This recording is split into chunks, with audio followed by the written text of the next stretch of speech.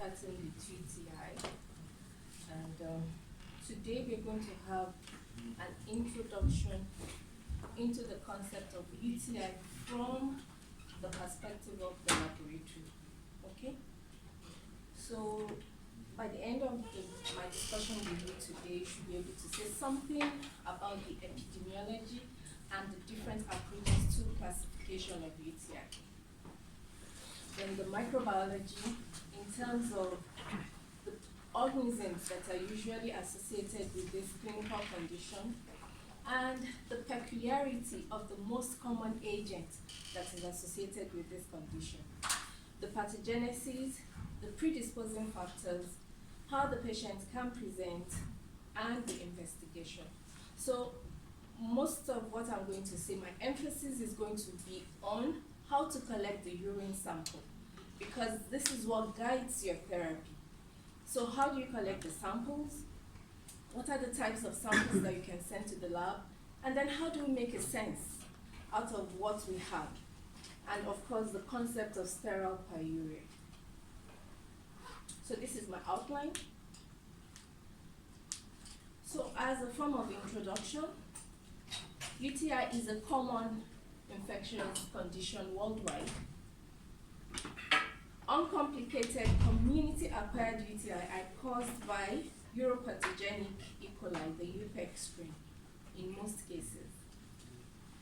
Bacteria might eventually spread to the bloodstream, and it may lead to life-threatening gram-negative sepsis. So we know what UTI is in terms of definition. But let's take a look at the host defense mechanism that ensures that the urine is sterile. So when we talk of these host defense factors, we have those that are associated with the body fluid itself, the urine, and those associated with the mucosal integrity. So these two act in concert to ensure that bacteria does not invade the urinary tract. Let's focus on the urine. The pH is acidic, so most pathogens cannot tolerate this pH. The urine also has high osmolality. Again, this discourages proliferation of bacteria. Then you have urinary inhibitors that will prevent the adherence of bacteria to the uroepithelial cells. There's also competitive inhibition of attachment to uroepithelial cells through physiological actions like micturating on time and things like that. And you also have mechanical flushing of urine flow. So all these are ways by which the host can prevent bacterial invasion or pathogenic agent invasion of the uroepithelial cells. Regarding the mucosal immunity, we know uroepithelial cells secrete cytokines and chemokines that will otherwise prevent proliferation of pathogens. Then we have mucopolysaccharide lining. This increases the difficulty of bacterial penetration. And of course, we have the mucosa-associated antibody, immunoglobulin A. In men, prostatic secretion contains bactericidal zinc, and the length of the urethra makes it very difficult for microbes to access the urinary tract. So if we have all these different processes and different innate abilities that can prevent bacterial agents from establishing an infection in the urinary tract, who are the people that can come down with UTI? You don't have to think deeply to know that anything that can compromise those safety standards we just mentioned will lead to the proliferation of bacterial agents. Are you following? So anything that can compromise either the sanctity of the urine or the mucosal surfaces will ultimately make the patient predisposed to urinary tract infection. So we talk of risk factors. Now, these risk factors may be divided into iatrogenic or drugs. You know what iatrogenic means? It's due to your intervention. It is caused by the medical team. It could be behavioral, it could be anatomic or physiologic, and it could be genetic. So let's start with iatrogenic, or the use of drugs. At times, we may have patients who have difficulty passing out urine, and then we have to pass in the catheter for a long time. So it's not just a single in and out catheter. The catheter is left in situ. So we talk of indwelling catheter. This is going to bypass the normal flushing action of micturition, and it's going to create an access pathway for microbes to get into the bladder. The use of antibiotics will also alter the periurethral microbiota and the gut microbiota. So you may now have the emergence of drug-resistant agents that could access the urinary tract. The use of spermicide may cause irritation of the mucosal surfaces, so it's going to disrupt the protective action of immunoglobulin A. With behavioral factors, it could be as a result of voiding dysfunction or frequent or recent sexual intercourse in females. This is important because in females, we have a shorter urethra, and the urethra is closer to the anus. So it's relatively easier for microbes to access the female urinary tract. So with voiding this dysfunction, there is an increase in the post-void residual urine volume. Now, urine, although it does not encourage bacterial proliferation, when it is static, okay, it becomes a good culture medium. So anything that leads to the pooling of urine within the tract will encourage UTI formation. Then we have anatomical and physiological factors such as vesical urethral reflux, being a female, and being pregnant. All these will predispose to UTI. Then there are genetic factors such as familial tendencies, susceptible uroepithelial cells, and vaginal mucosal properties.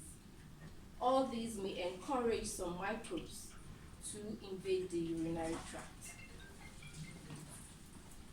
So when we say UTI, by definition, we are referring to infections that happen when microbes, usually bacterial agents, however, fungal and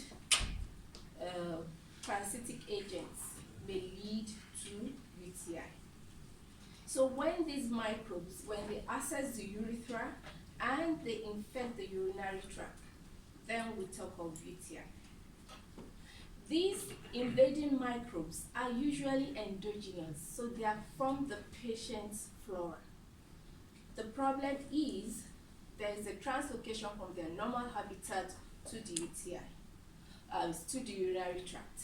As a result, you have what we call opportunistic infection. In hospitalized patients, you may also have UTI.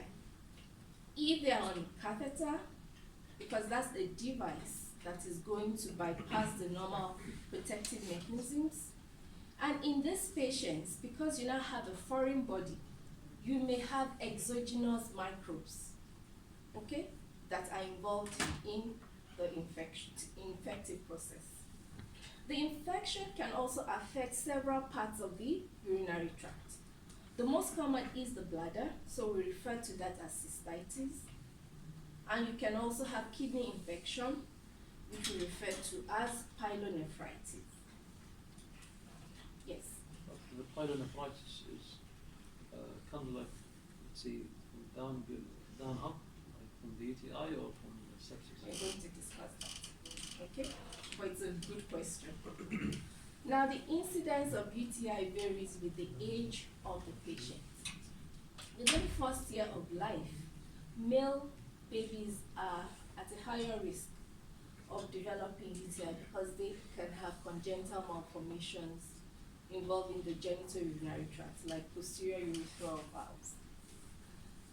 By the time you get to the adolescent years, and in adults that are less than 50, females are relatively more prone to infection. In the older age group, in the elderly, the incidence is about the same. And the reason is because with men, as they grow old, we can have benign prostatic hypertrophy that can lead to urinary obstruction. So they can end up having the same incidence of UTI as females. Throughout most of their lifespan, women suffer far more attacks of urinary tract infection than men. And the reason I've already told you.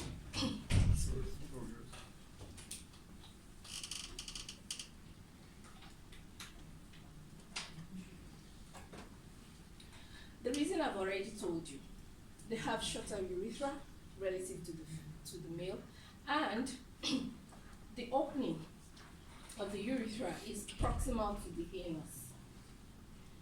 Now, this increased incidence is higher during adolescence when they are very sexually active, the childbearing years, because the pregnancy hormones will predispose them to UTI. So women are 30 times more likely than men to develop a UTI. The infection of the urinary tract may be confined to anatomic sites.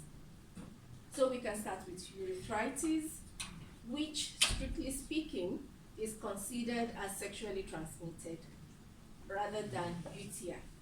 Then we can have cystitis, which involves the bladder, then going up to the kidneys, resulting in pyelonephritis. So here you have the classification based on the site that is affected. So when we divide the urinary tract, we divide it into the upper and the lower tracts. The upper includes the kidney and the ureters, the collecting ducts and the ureters, while the lower involves the bladder and the urethra. But like I said, urethritis, strictly speaking, is regarded as sexually transmitted. In men, you can also have prostatitis, which is regarded as part of lower urinary tract infection. Okay. Another approach to classification, apart from the anatomic classification, is based on the clinical presentation and level of severity. You can also classify UTI based on the risk factors, as well as according to the source of infection. So this is to tell you that classification of UTI is a working diagnosis. It's a working classification. It's not fixed. So when you are discussing, you may decide to say, okay, I'm going to discuss community-acquired UTI. Okay? I'm going to discuss upper UTI. Do you understand? So these classifications are just working classifications. They are not strict. So how does UTI occur? The most common route is the ascending route.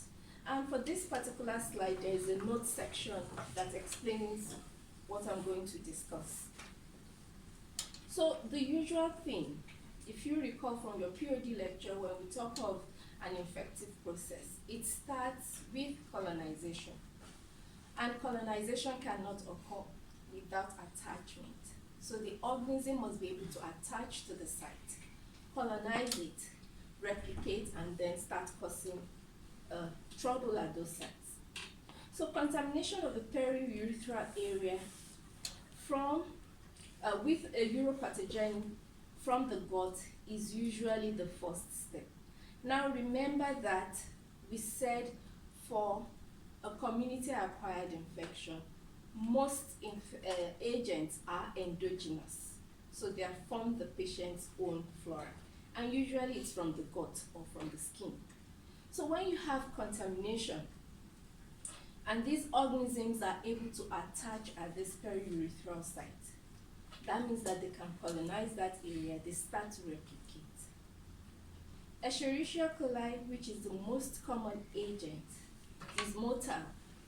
So once it's able to replicate to a critical number, it's able to find its way up the urethra into the bladder. Now, depending on whether your patient is on a device such as a catheter or you have a non-catheterized patient, what you can have happening once these organisms are able to invade the bladder is that you now have stimulation of the immune system. So you're going to have inflammatory cells, neutrophils, coming to the site. So you're going to have bacterial multiplication, and the organism in the process of dividing will subvert the immune response. And we're going to discuss how the organism is able to do this. Then, for some organisms, they may not directly engage the immune system, but they form what we call a biofilm. And you know, within the biofilm, they are protected from the immune response. So they continue to proliferate inside the biofilm, and the biofilm may grow to a critical size, and then you have break-off. So with the proliferation of the microbe, you have eventual epithelial damage, byproducts of the bacterial metabolism and different enzymes, degradative enzymes. Then you have, if the infection is not treated, you can have ascension to the kidneys. So you end up with pyelonephritis. Now, with pyelonephritis, you can have dissemination into the blood system. So you now have what we call urosepsis. Now, what I've just described is what we refer to as the retrograde pathway. So this is coming from down up. Now, in a minor number of patients, in the minority of patients, you have the infection actually through the hematogenous route. We call that the antegrade pathway. It's not as common. So now, to answer your question, this is not as common as the retrograde. The ascending route is the most common route of UTI acquisition, but in about 15 to 10% of patients with UTI, it's been shown that it's through hematogenous spread. So maybe the patient had subacute bacterial endocarditis or osteomyelitis, and you now have seeding of the bloodstream. Eventually, you have involvement of the kidneys. Okay? So this is what this arrow stands for. This arrow is telling you that even with the retrograde pathway, you may have dissemination into the bloodstream. That's urosepsis. You may have a pre-existing bacteremia with seeding of the kidneys leading to pyelonephritis. Okay? So what are the agents that are usually implicated? Worldwide, Escherichia coli is the leading agent, whether it's community acquired, whether it is hospital acquired. Okay? It's the leading agent of UTI. Now, other agents may vary from hospital to hospital, but most members of the Enterobacteriaceae that are present in the gut, organisms such as Proteus, Klebsiella, Serratia, Citrobacter, these are all agents that could cause UTI. But E. coli is top on the list anywhere you go in the world.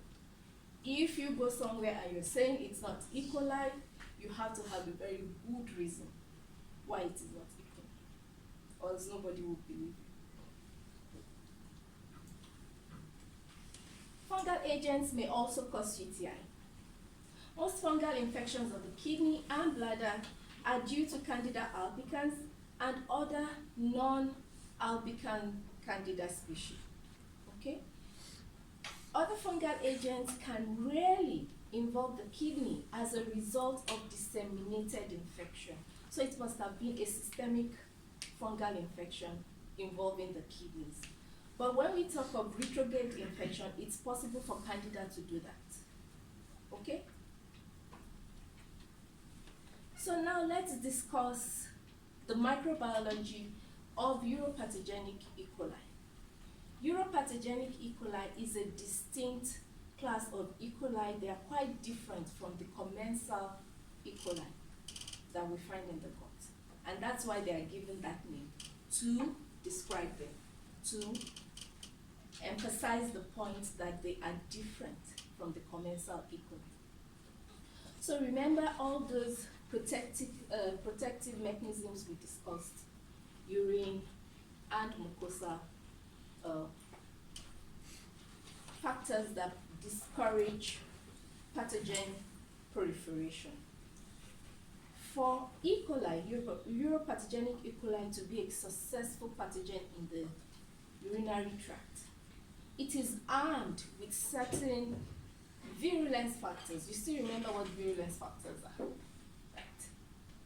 So these are factors that will enhance its ability to be a pathogen, right?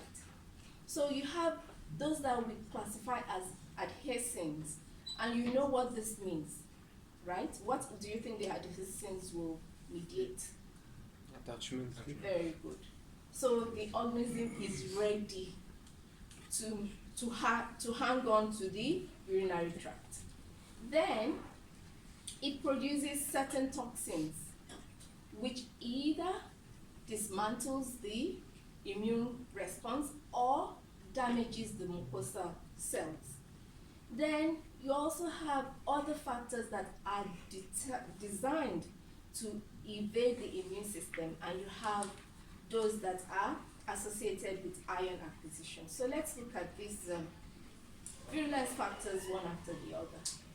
So we have the pili, and there are two different types of pili. We have the P and the F1 pili. Most studies show that these uropathogenic E. coli that bear the F1 pili, they tend to cause cystitis. And those that bear the P. pili tend to cause pyelonephritis. Okay? You also have some they are referred to as afimbrial adhesins because under the microscope, we cannot see a definite structure to these molecules. So they are referred to as afimbrial adhesins. All these structures are present in uropathogenic E. coli to enhance its ability to attach onto the uroepithelium. Okay? Then we have the toxins. Like I said, these toxins either dismantles the host immune response or it enhances the invasion of uroepithelial cells. Take for example, the CNF1, this protein, which is usually secreted, that's why you have it like this in this diagram, they're usually secreted by the organism, will enhance the invasion of uroepithelial cells. Hemolysin, from the name, can lyse red blood cells, but in addition, it can also destroy white blood cells. So when the neutrophils are recruited to the site, instead of destroying the organism destroys them. In the process, there is an inflammation. With the inflammation, the uroepithelial cells are destroyed. So the organism is able to invade. The spate, although it's not peculiar to E. coli only, because it's something common with members of the Enterobacteriaceae, these compounds have also been shown in laboratory experiments to enhance the invasion of uroepithelial cells. Okay? Being a gram-negative, you still remember lipopolysaccharide is an endotoxin, right? With immune invasion, you have capsule production that will prevent opsonization, prevent ingestion, and you have the O antigen, and the O antigen can also aid the organism to evade the immune system, as well as these other compounds. Now, iron is an important cofactor in different enzyme systems. You still remember the function of ions in enzymatic reactions, right? And you know that in humans, we don't have iron lying free. They are usually bound to proteins. So for a successful pathogen to establish itself, it must be able to grab that iron from our proteins, okay? So you have all these siderophores and heme receptors. They are able to scavenge iron so that the enzymatic processes of these pathogens can be enhanced. So I think I've said this. Okay, so we know the different routes of acquisition, right? And we know what can lead to UTI. How does the patient present? Now we are going to discuss the features in adults that are not on catheter, because the presentation is age based. The way a neonate with UTI presents is different from an adult, okay? So if you have infection that involves the kidney or the ureter, you can have unilateral costovertebral tenderness. So most of the time when you see the patient, you give them a soft, slap here, and if the patient screams out, it's highly suggestive of pyelonephritis, okay? There's usually flank pain. There could be ipsilateral shoulder pain, and you have systemic symptoms like fever and chills, usually high-grade fever with pyelonephritis. You can have skin hypersensitivity. There may be hematuria. There could be pyuria. Pyuria means there's pus in the urine. So you have increase in the number of white blood cells in the urine. There could also be bacteriuria when you send the sample to the lab. There could also be nocturia, that is the patient is always going to the bathroom at night, and it's going to affect the patient's sleep pattern. With lower urinary tract infection, usually cystitis or urethritis, but remember I told you this is an STI, but the symptoms may resemble that of UTI. So what are the things the patient will complain about? Urinary frequency, do you know what this means? Yes. What does it mean? He's going to the bathroom. Exactly, and then what's peculiar about frequency? It's different between people. Yeah, but it will just be a small quantity of urine. Usually they go frequently, but the patient will tell you, I didn't really pass out much, okay? Then there's urinary urgency. What is that? The need to go to the toilet. Yes, I have to go now. There may be low back pain. There could also be pelvic or lower abdominal pain, particularly in women. There could be dysuria. This is discomfort, such as pain or burning during urination. There could be hematuria and pyuria, bacteriuria, and dyspareuria. This is painful intercourse. A woman may present in that way. That may be the first sign of UTI in a woman. Doctor, I have a question. Yes. In lower, in the cystitis or urethritis, there is no fever? It's variable, because some people may have cystitis that they're not showing symptoms. We're going to discuss that tomorrow, no, not tomorrow, Wednesday, right? Yes, asymptomatic bacteriuria.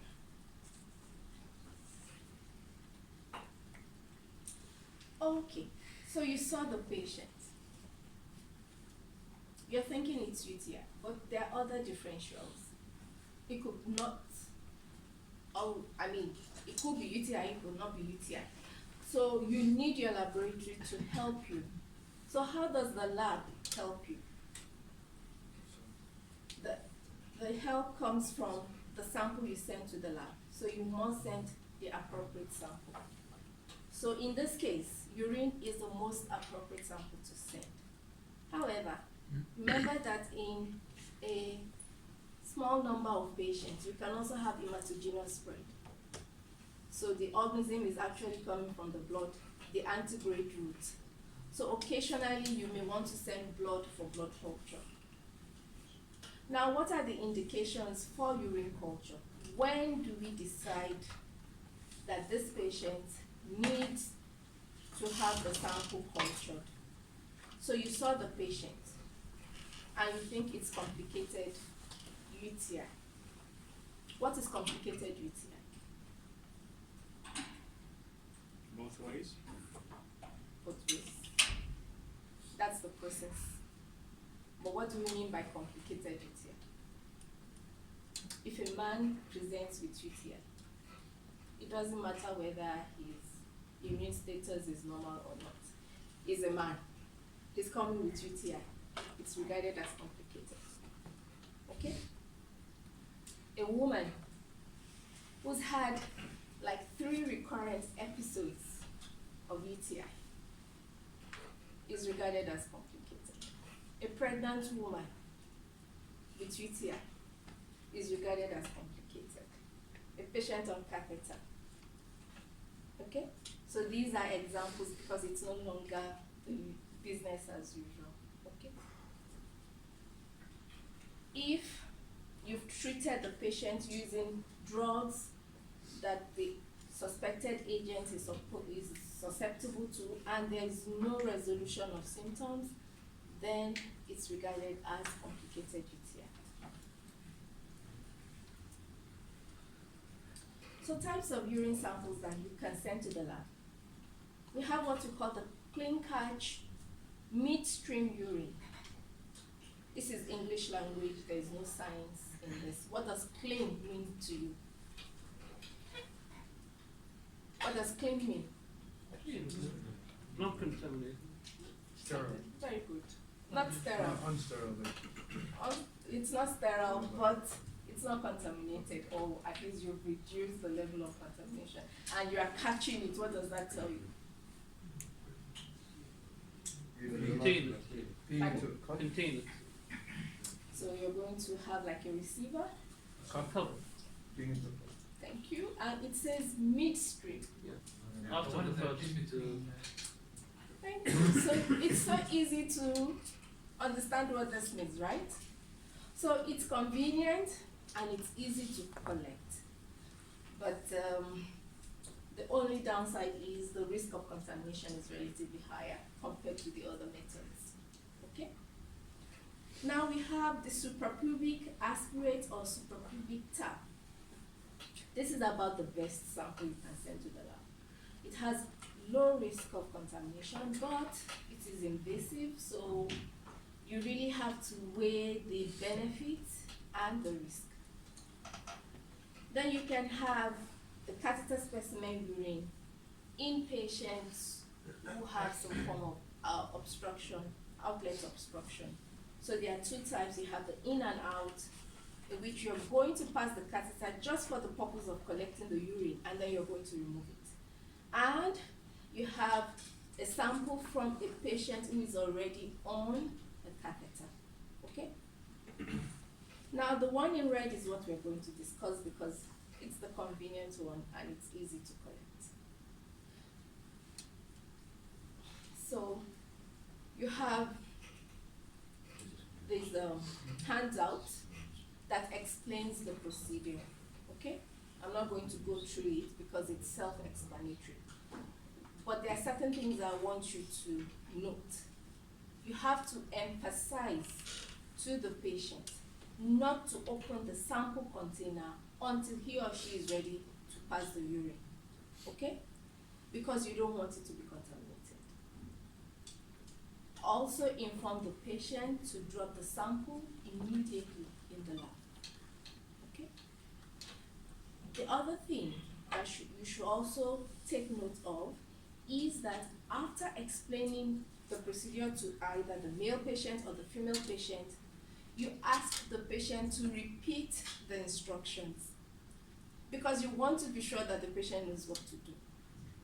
Okay? If you don't instruct the patient well enough, the sample may be messed up. Now this is the approach to the suprapubic tap. And like I said, it's invasive, so you have to weigh your options.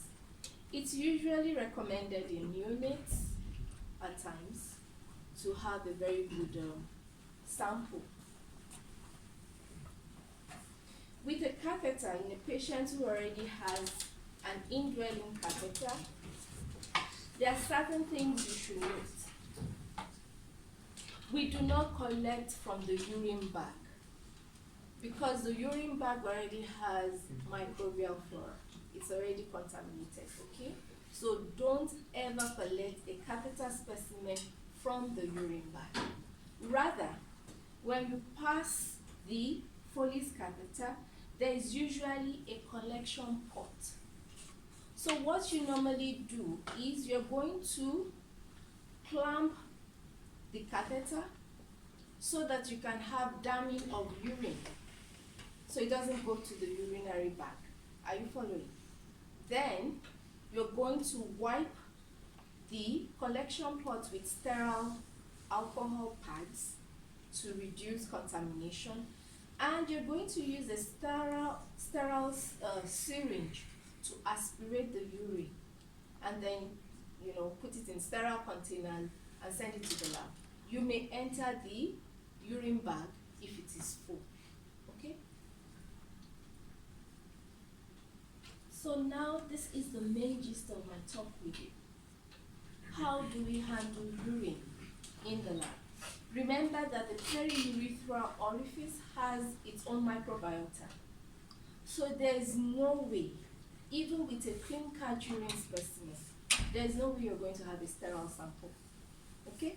There will always be organisms present in the urine. So what can you do to make sure that the report you're going to send out is truly reflective of what is going on with the patient? So there are certain things we take into consideration. The first one is the time to submission. Remember I told you, if you have urine pooled, either in the body or outside, it becomes a good culture medium because it's no longer fluid. So if the patient collects the sample into the sterile cup, if that sample is not brought to the lab on time, it gives time for the microbiota that was present in the periurethral area to now multiply. So by the time it gets to the lab, a non-significant count may now appear as if it's significant. Are you following? So the time to submission to the lab is very important. Within 2 hours, it must get to the lab if it's not going to be refrigerated. If it is refrigerated, you may keep it for like 4 hours. If it's going to be more than 4 hours, the time to submission, maybe because you are in a rural hospital and you have a central lab in another town, so the urine sample is going to have a time delay of more than 4 hours, then you can add boric acid crystals. This will prevent the organisms from multiplying, but it won't kill them. So they are going to be viable, and it's going to maintain them, the count, for 24 hours. After 24 hours, your boric acid is also useless. Okay? So the time to submission is very important. Now, assuming the urine got to the lab on time, so it's appropriate for culture, how do we go about culturing the urine sample? We perform what we call a quantitative or a semi-quantitative culture, depending on what your lab decides to do. Now, what you have here is the approach to a quantitative culture. A quantitative culture means you're going to use a microbiology loop that is specially designed for the urine. It's different from the usual loop that you used when you were culturing during POD lab. This has a defined volume, and when you go to the lab, I think you're going to perform this experiment. Okay, you're going to do the bacterial count, and you're going to determine whether it's significant or not. Okay, so I'm just going to explain the rationale behind it. So what you do is you get the urine loop and you dip it vertically into the sample, you want to make sure that the loop picks enough volume. You don't want the volume to drop when you bring it out. So if you don't dip it in very well, you're going to have that. So when you dip it in vertically and you have a loop full of the urine, you're going to go onto the culture medium that you're going to use and you're going to streak in the middle. It's not like when we want to have discrete colonies that we go the 4-quadrant way. So you're not going to streak along the 4-quadrant way. You're going to go down the middle and you're going to streak that urine sample. After doing that, you are not going to sterilize the loop. Neither are you going to change it if you are using a single loop. Okay? With the same loop, you are now going to start streaking at right angles to that streak that you made in the middle until the entire surface of the medium is streaked. Is that clear? Now, you're going to incubate the plate, and usually you end up with something like this. Now, what's the significance of this? What you're interested in are the discrete colonies that you can see, that is the standalone colonies, like this. So you start counting 1, 2, 3, 4. Where they are joined, you don't count those ones. So you're going to look out for the individual colonies and you're going to count everything. Then, after counting, you're going to multiply that number by your dilution factor. Your dilution factor is determined by the volume of the urine loop that you have used. Say, for example, your urine loop is 10 microliters. I'm just giving this as an example. I don't know the volume that you'll be given in the lab, okay? So let's say it's 10 microliters. So 10 microliters of this urine sample gave this number of colonies. You counted the colonies. Say, for example, we ended up with, looking at this, what's your guess? Just give me a number. Looking at this, what do you think? 20. Okay, so let's say 40. We counted 40 discrete colonies. So that means from that 10 microliters, we got 40 colonies, right? Now, the urine volume, the entire urine volume, okay? Let's say we decide to make it 1 ml, okay? So 10 microliters gave us 40 colonies, right? So how many colonies will be present in, say, 1 ml of the urine sample? Do the maths, because that's your dilution factor. You took 10 microliters, right, out of the urine sample, and you ended up with 40 colonies. Okay? So how many colonies will you get from 1 liter of urine?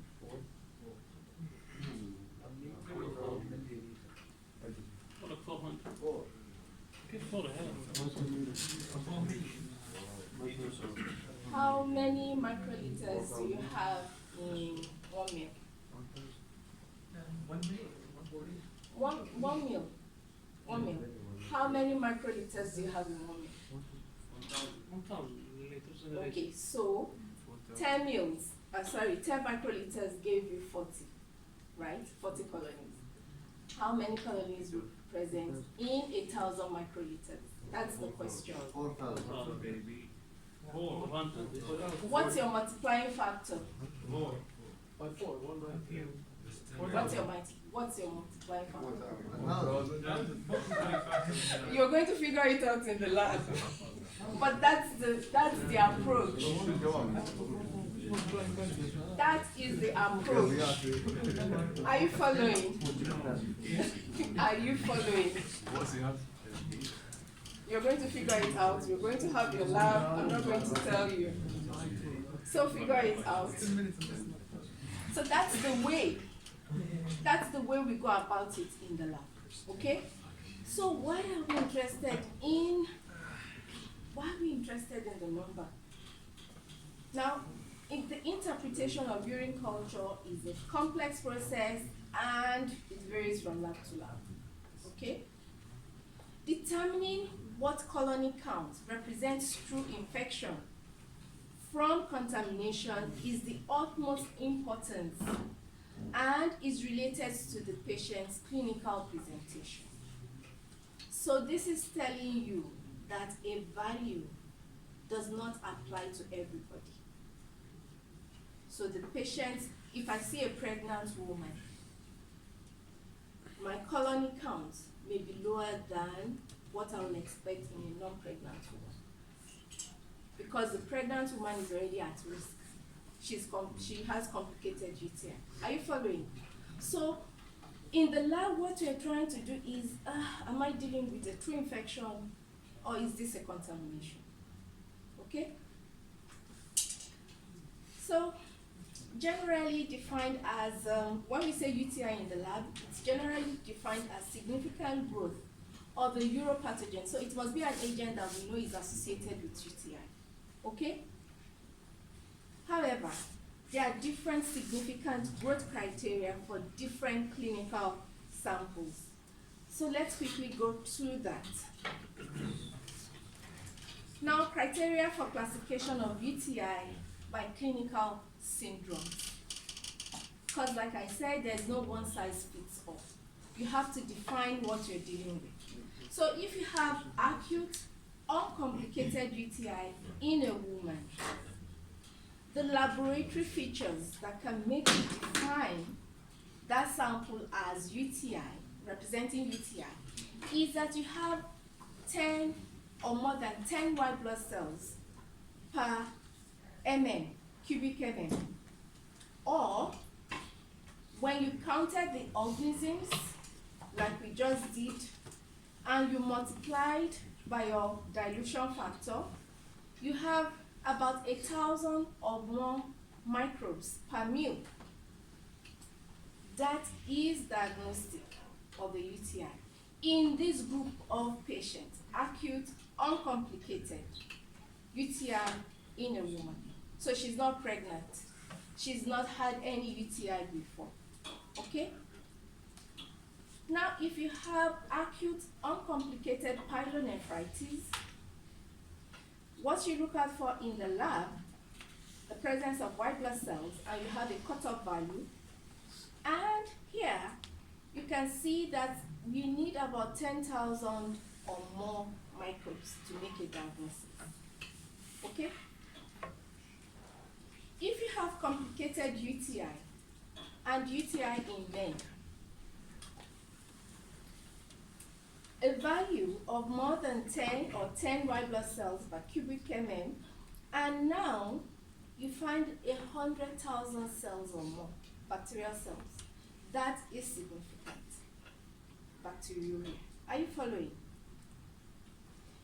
Asymptomatic bacteriuria, because the patient has bacteria in the urine, but the patient is not showing any symptoms. So we say it's asymptomatic, without symptoms. In the lab, we saw about 10 white blood cells, and we have 100,000 or more uropathogen in the urine sample. So these are the different criteria. Now you notice that for complicated and asymptomatic bacteria, we have a higher count of bacterial cells. Now there are other instances when we don't have 10 to the power 5 organisms per mil of the urine, but the urine sample is still regarded as UTI. So under what conditions, and how do we do this? How do we figure this out?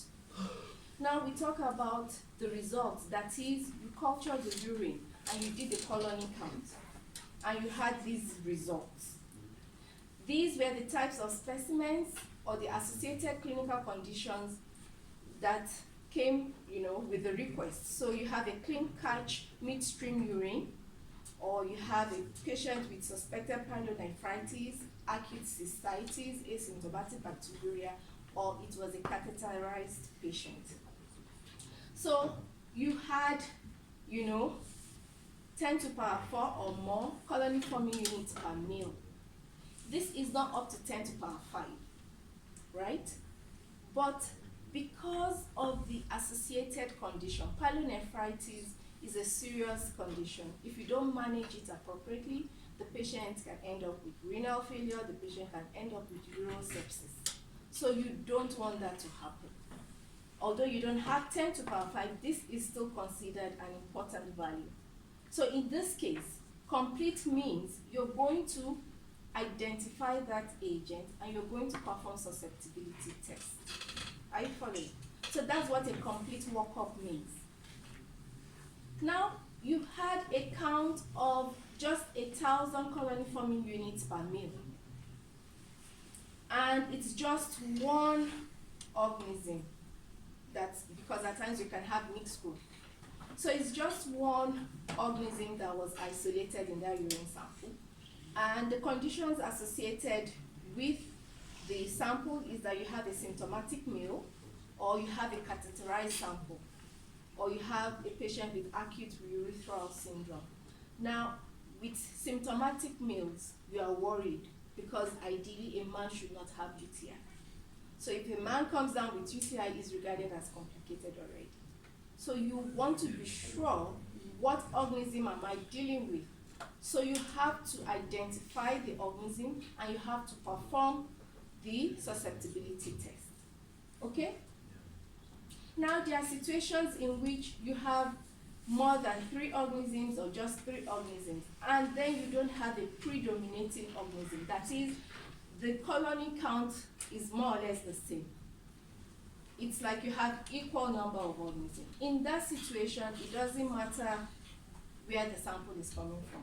You have to request for a new urine sample because this suggests that you are dealing with contaminants. Are you following? Now, situations may occur in which you have maybe 2 or 3 organisms, but there is a growth of one organism more than the others. Okay? So now you have a predominant growth. This is different from here, where the growth is more or less the same. Here you have, there is a predominant growth of one organism type. And you have less than 10 to the power 4 of the others. So this organism that is predominant, you're going to work it up, identify, perform susceptibility test, and release the result. But you only describe these other 2. You're not going to work them up. So you may just say you have gram-negative, oxidase positive organism, and that's it. But for the predominant type, you're going to give a name. So you're going to say whether it's E. coli or it's Proteus. But for the others, you're not going to bother. Are you following? When you have about 100 or more than 100 colony forming units of any number of organism type, and you used a urine loop that has this volume, okay? For example, your sample is suprapubic aspirate or any surgically obtained urine, you have to work up these organisms. So you're going to identify, you're going to perform susceptibility, and you're going to release the result. Now, because this is coming from a suprapubic aspirate, you may not have a high bacterial count. Remember that you're going to prepare the skin and you're going to aspirate with little risk of contamination. So any questions? No. Now there are other laboratory approaches which are self-explanatory. You can perform urinalysis, you can perform microscopy. With urinalysis, you have to follow the manufacturer's instruction. So this is just an example. You may have different kits to use. With microscopy, we look out for the presence of white blood cells because that suggests inflammation, although it is not specific. After intense exercise, you may have white blood cells in the urine. So you must interpret your pyuria with other clinical features. With bacteriuria, you can determine this when you gram stain, centrifuge, and at times on centrifuge samples, and if you can see one organism, it's regarded as significant. Now we have the concept of pyuria. What this means is that you have numerous white blood cells in the urine, but you didn't isolate any organism on culture, okay? So it's like there's evidence of inflammation, but there is no growth. So at times, it may be that the patient has UTI due to other agents other than the conventional pyrogenic bacteria. So a good example is Mycobacterium tuberculosis. When you have genitourinary TB, that may be the first sign that this patient has disseminated TB. It may just be sterile pyuria. At times when you have STIs like chlamydial infection, because these organisms will not grow on the conventional media, so you say it's sterile, but there's evidence of inflammation. Okay? So any questions? No questions? Have a good day.